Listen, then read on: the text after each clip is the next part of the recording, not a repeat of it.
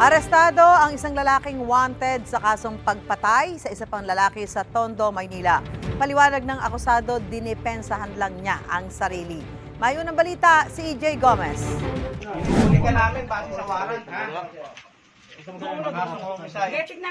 Matapos magtago ng isang taon, arestado ang lalaking ito na wanted sa pagpatay sa isang lalaki sa Tondo, Maynila noong nakaraang taon. Natuntun siya ng mga otoridad sa isang bahay sa Barangay 55 habang nakikipag-inuman. Hindi na nakapalag ang 26 anyos na akusado nang makorner at silbihan ng arrest warrant para sa kasong homicide. Base sa investigasyon, nagkaroon ng alitan ng lalaki at biktima na nauwi raw sa bugbugan.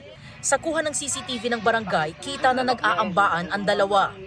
Noong nagkasalubong sila, inunahan itong suspect natin, binatukan niya, binugbog niya, pero may mga umawat. However, nakakuha ng monoblock ito, pinalo niya. So kung nangyari, bumagsak itong biktima natin, probably nabagok. Then, ang ginawa ngayon, tumakas na si suspect.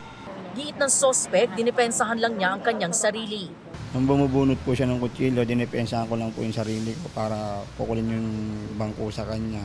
Hindi ko alam na tumumba na po siya. Pumasok po ako sa miskinita. Lagi niya po kasi akong inahamon ng away pag pumupunta po ako doon sa lugar nila.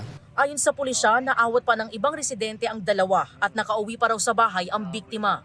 Kaya lang the next day, itong si biktima nagreklamo na masakit yung kanyang ulo. Tinakbo sa Jose Reyes. However, he was dead on arrival doon sa ospital.